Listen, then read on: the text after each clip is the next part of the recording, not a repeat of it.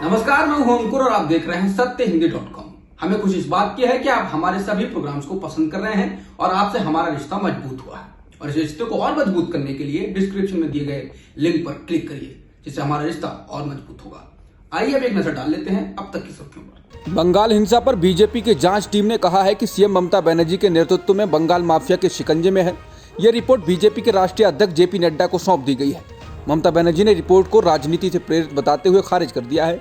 पश्चिम बंगाल के बीरभूम जिले में हिंसा की घटनाएं हुई थीं, जिसमें एक ही समुदाय के 8 लोगों को जिंदा जला दिया गया था। इसके बाद बीजेपी की एक जांच टीम वहां दौरा करने गई थी। बीजेपी की जांच टीम ने कहा कि पश्चिम बंगाल में कानून व्यवस्था चरमरा गई है। बीजेपी की रिपोर्ट में टीएमसी नेताओं पर खुलेआम रिश्वत लेने का आरोप लगाया गया है।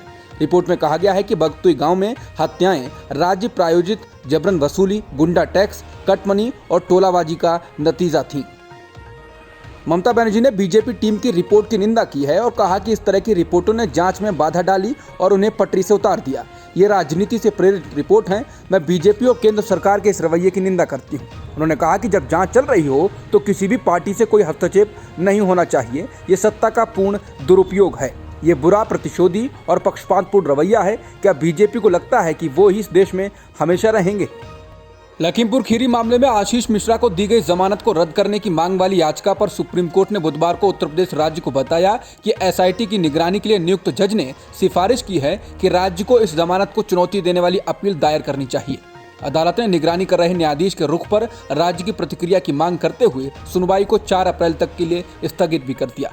इस दौरान भारत के मुख्य न्यायाधीश एनबी रमन्ना ने उत्तर प्रदेश सरकार की ओर से पेश वकील से पूछा कि मॉनिटरिंग जज की रिपोर्ट से ऐसा प्रतीत होता है कि उन्होंने जमानत रद्द करने की सिफारिश की थी और इसके लिए एक आवेदन दायर करने को भी कहा था, लेकिन ऐसा क्यों नहीं किया गया है। गौरतलब है कि सुप्रीम कोर्ट ने मामले की जांच की निगरानी के लिए पंजाब एवं हरियाणा हाईकोर्ट के पूर्व जज जस्टिस राकेश कुमार जैन को नियुक्त किया था और स्पेशल इन्वेस्टिगेशन टीम का भी गठन किया था।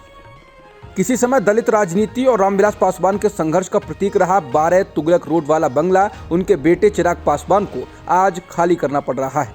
केंद्र सरकार ने आज उस बंगले पर एक टीम भेजकर चिराग पासवान का सामान हटाना शुरू कर दिया। सूत्रों ने बताया कि सरकार ने 12 जनपथ रोड स्थित परिसर में एक टीम भेजी और चिराग पासवान का सामान हटाया जा रहा है।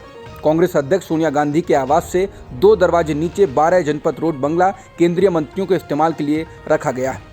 रामविलास पासवान के निधन के लगभग 1 साल बाद चिराग पासवान को पिछले साल बंगला खाली करने के लिए कहा गया था।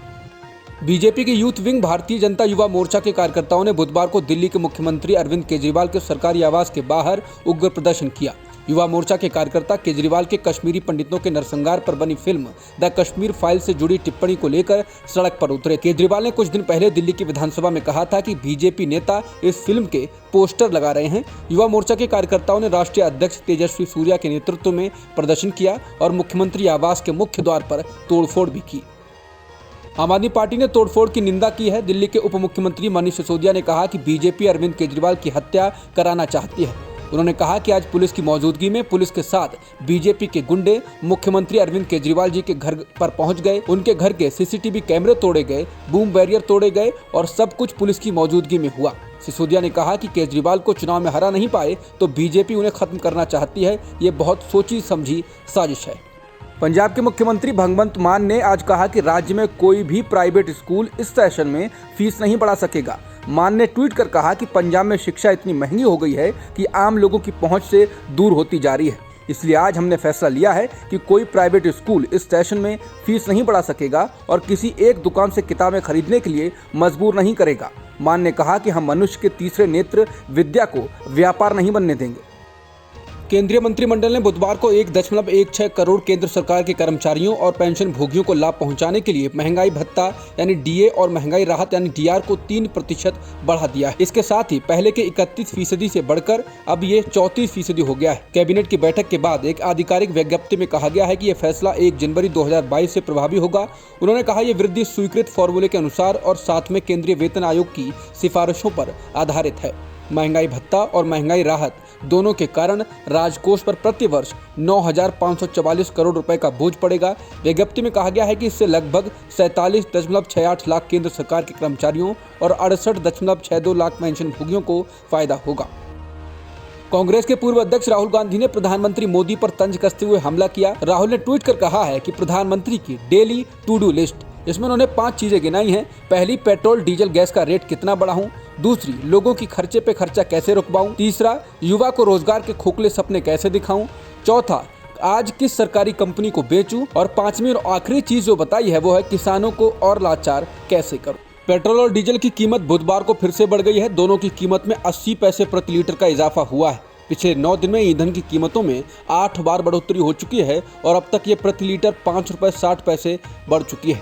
इस बढ़ोतरी के बाद दिल्ली में पेट्रोल 101 रुपए से ज्यादा हो चुका है और डीजल 92 रुपए 27 पैसे प्रति लीटर बिक रहा है, जबकि मुंबई में पेट्रोल 115 रुपए 88 पैसे प्रति लीटर हो गया है और डीजल 100 रुपए 10 पैसे प्रति लीटर बिक रहा है। यहाँ पेट्रोल और डीजल की कीमत में क्रमशः 84 और 85 पैसे प्रति लीटर की बढ़ोतरी हुई है।